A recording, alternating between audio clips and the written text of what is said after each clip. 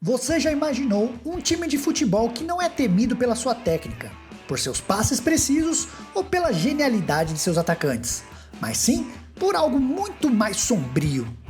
Pense num adversário que causa pesadelos antes mesmo de a bola rolar, onde cada dividida é uma ameaça e o juiz, muitas vezes, é apenas um espectador assustado.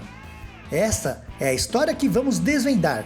A saga inacreditável do clube que ganhou a fama e o título não oficial de ser o time mais violento do mundo. Um clube que conseguiu uma subida de divisão inédita, não por vitórias em campo, mas porque seus adversários simplesmente se recusavam a jogar. Prepare-se para conhecer o time onde o esporte se tornou uma guerra e cuja simples presença no gramado era o suficiente para impor a derrota. O que acontece quando o medo de uma equipe é maior do que a vontade de vencer? É hora de mergulhar na história do Canelas 2010, o clube português que parou o futebol por causa do terror.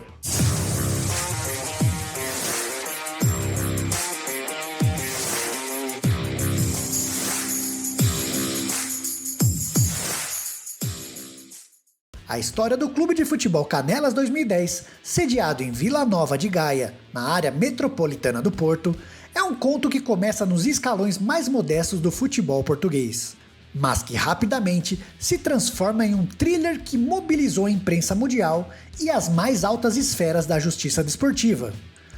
O clube foi originalmente fundado em 1966, mas o renascimento ou a refundação em 2010.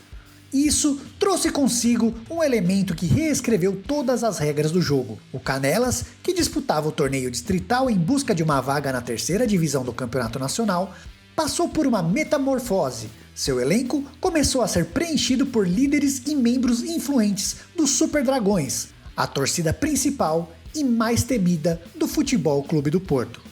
O coração dessa polêmica é um nome que dispensa apresentações no universo do futebol português e das torcidas organizadas: Fernando Madureira, universalmente conhecido como Macaco. Madureira não era apenas o líder da torcida, ele se tornou o camisa 9 e capitão do Canelas. Essa fusão de identidade entre clube e torcida transformou o que era uma simples equipe amadora em um organismo carregado de intimidação. A reputação dos Super Dragões, conhecidos por sua paixão, mas também por envolvimento em polêmicas e incidentes de violência fora dos estádios, passou a ser levada para dentro das quatro linhas. A partir desse momento, jogar contra o Canelas era encarado não como um desafio esportivo, mas como um risco à integridade física. O clima nos campos de futebol amador do Porto tornou-se insustentável. Relatos de dirigentes, jogadores e comissões técnicas adversárias descreviam um cenário de terror.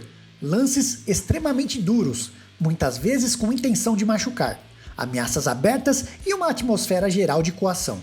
O mais grave era a sensação de impotência diante da arbitragem. Os juízes, cientes da identidade dos jogadores e do risco de represárias nas arquibancadas e até fora do estádio, pareciam ter medo de aplicar o regulamento.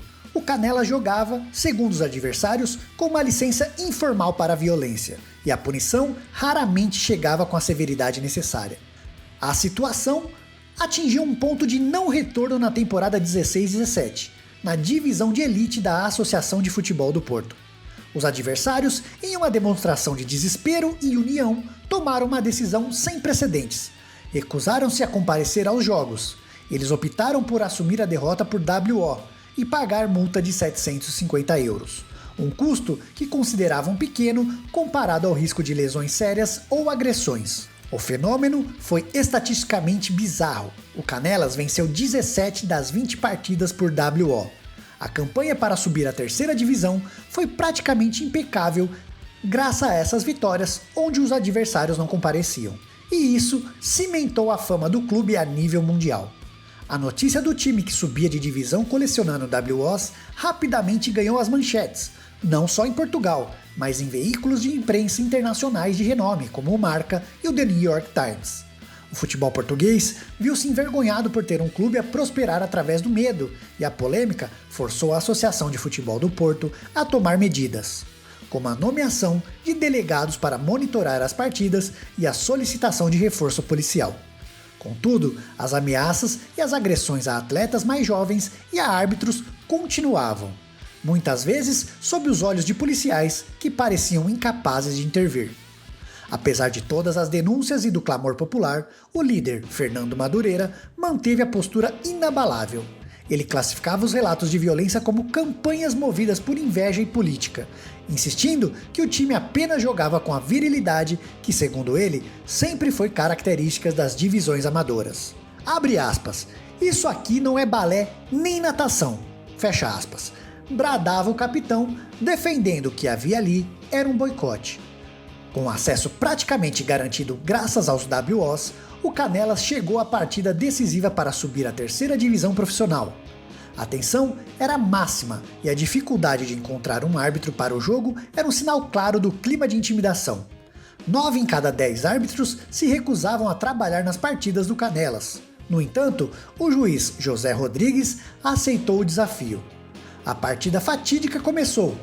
Quase imediatamente, em um dos primeiros lances, o meia do Canelas, Marcos Gonçalves, outro membro influente da torcida, perdeu a cabeça e resolveu dar um soco no rosto de um jogador do Rio Tinto. O árbitro Rodrigues, sem hesitar, mostrou o cartão vermelho. A reação de Gonçalves foi o ponto de ebulição que chocou o país. Ele avançou contra o juiz e o atingiu com uma joelhada na cara.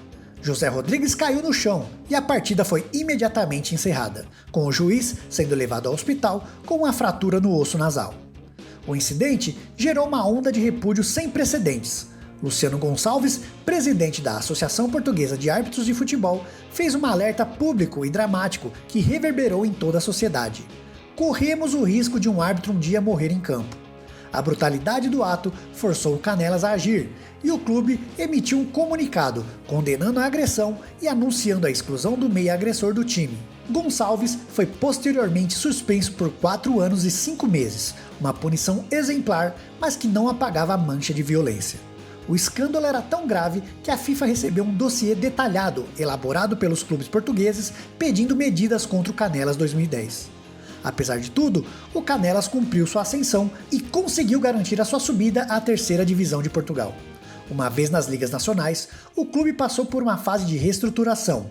Em 2020, o Canelas iniciou o processo para se tornar SAF e foi adquirido majoritariamente pelo empresário luso-americano César De Passo, que trouxe novos patrocínios e uma tentativa de sanear a imagem do clube, ainda que Madureira mantivesse uma participação na direção. A profissionalização trouxe inclusive o sucesso desportivo, culminando na notável chegada às quartas de final da Taça de Portugal na temporada 19 e 20. O clube tentou argumentar que a história de violência era coisa do passado. No entanto, o legado do time mais violento do mundo jamais o abandonou. Em 2024, após anos competindo na terceira divisão, a saga encontrou um epílogo surpreendente. O Canelas 2010 anunciou a desistência da participação no Campeonato de Portugal, alegando não ter conseguido assegurar as condições mínimas para competir e optou por retornar às divisões distritais. O Canelas 2010, com sua trajetória bizarra, permanece como um dos estudos de caso mais fascinantes e perturbadores do futebol moderno. Sua história é um lembrete contundente de como a paixão das torcidas, quando desvirtuada, pode se tornar uma força de intimidação que quebra todas as regras do esporte. O clube subiu por WO e caiu por desistência, mas o debate sobre a segurança no futebol e a influência das torcidas organizadas continua.